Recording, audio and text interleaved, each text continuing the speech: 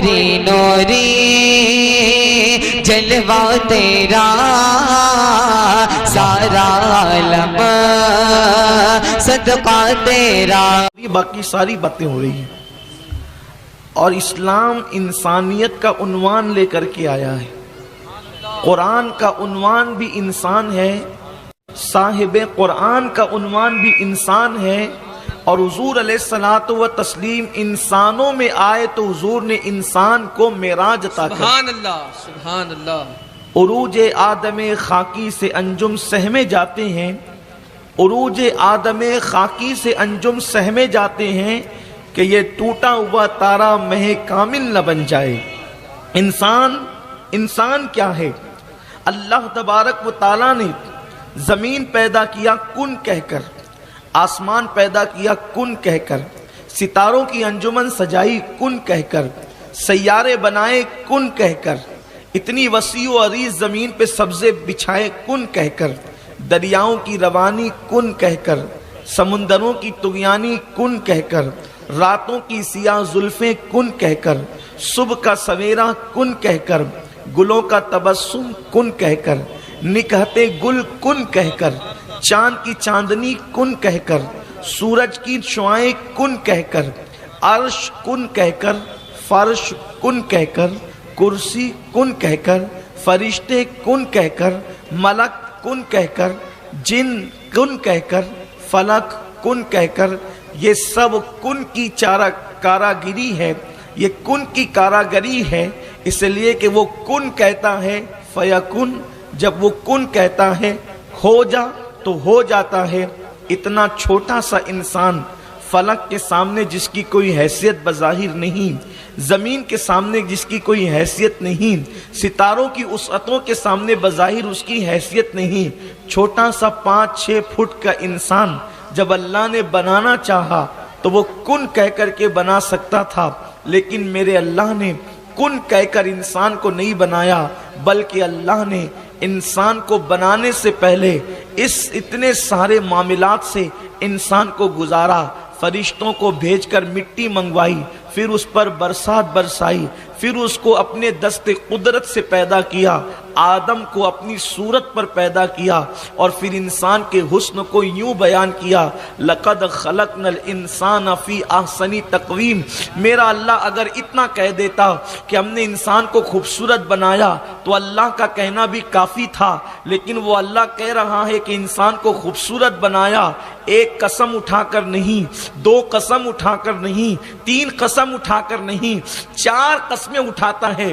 اس کے بعد پھر کہتا ہے کہ انسان کو خوبصورت بنایا، اور وہ 4 قسمیں بھی چھوٹی موٹی نہیں، چاند کی قسم نہیں، سورج کی قسم نہیں، ستاروں کی قسم نہیں، بلکہ قسم بھی اٹھاتا ہے تو کس شان سے وَالتِّينِ وَالزَّيْتُونِ وَطُورِ سِينِينَ وَهَٰذَا الْبَلَدِ الْأَمِينَ.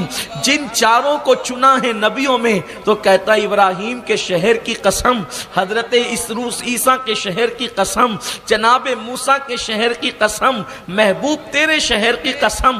4 نبیوں کے شہروں کی قسم اٹھا کر پھر کہتا ہے لَقَدْ خَلَقْنَا الْإِنسَانَ فِي أَحْسَنِ تَقْوِيمٍ. انسان، ایک چھوٹا سا انسان، اس انسان کے اندر گویا کہ کائنات صغرا موجود ہے. اگر دریاؤں کی روانی دیکھنا ہے تو بہتے ہوئے آنسوؤں کو دیکھو. یہ بہتے ہوئے آنسو بتاتے ہیں کہ ہے.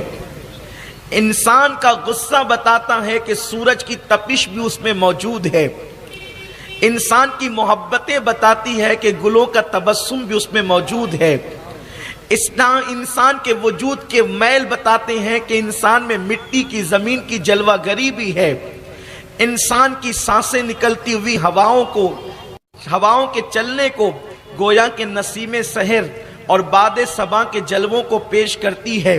میرے آقا صلی اللہ علیہ وسلم کے پیارے دیوانوں، اور انسان کے قلب کو میرے نبی نے فرمایا مومن کا قلب اللہ کا عرش ہے، یہاں عرش بھی ہے، کرسی بھی ہے، فرش بھی ہے، فلک بھی ہے، ستاروں کی انجمنیں بھی ہے، شفق کا جمال بھی ہے، افق کی سرخی بھی ہے، رات کی سیاہی انسان کے بال ہیں، صبح کا سویرا انسان کا چمکتا چہرہ ہے، گویا کہ کائنات سمٹ آئی ہے ایک وجود کے اندر۔ اگر صوفیہ کی زبان میں بات کروں تو صافیہ سمجھ نہ سکے، اس لیے میں اپنی گفتگو کو بہت وسیع کرنے کی بجائے بہت مختصر کرنے کی کوشش کر رہا ہوں۔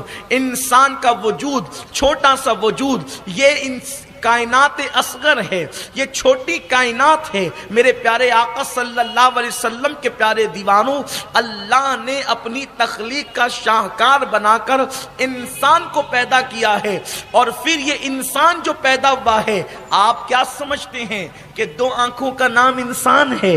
آپ کیا سمجھتے ہیں پیشانی کا نام انسان ہے؟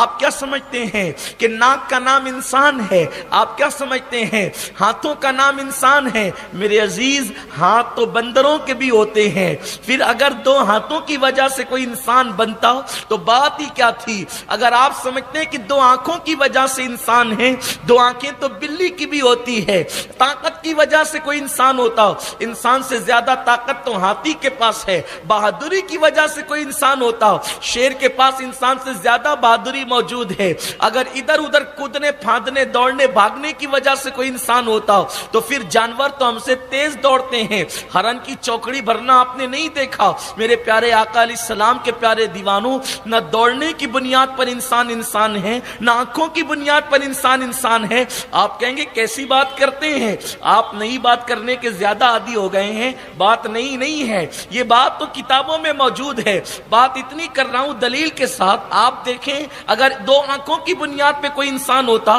تو جس کی آنکھیں نہیں ہوتی ہے، کیا اس اندھے کو آپ انسان نہیں مانتے؟ اگر ہاتھوں کی بنیاد پر کوئی انسان ہوتا تو جس کے ہاتھ کٹ جاتے ہیں اس لولے کو آپ انسان نہیں مانتے؟ اگر پیروں کی بنیاد پہ، دو پیروں کی بنیاد پہ کوئی انسان ہوتا تو جس کے پیر کٹ جاتے آپ اس کو انسان نہیں مانتے؟ اگر زبان کی بنیاد پہ انسان ہوتا، جیسے کہ اقبال فخر کر رہے ہیں، بدل ڈالا ہے اب تو اندازے بیاں ہم نے، نہیں تو بند کر دی تھی فرشتوں کی زبان ہم نے۔ یہ چر چلنے والی زبان، اگر اسی کی بنیاد پہ انسان ہے تو جس کے پاس زبان نہیں، کیا وہ انسان نہیں ہے؟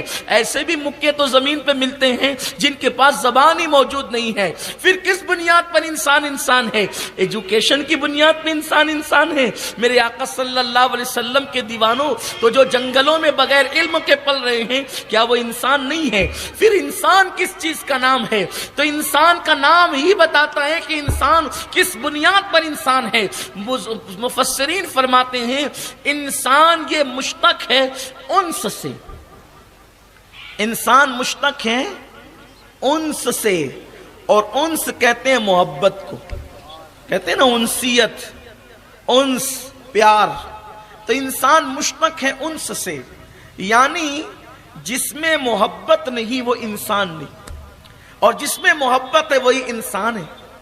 اسی لیے تو اقبال کہتے ہیں درد دل کے واسطے پیدا کیا انسان کو، ورنہ عبادت کے لیے کچھ کم نہ تھے کرو بیان۔ انسان ان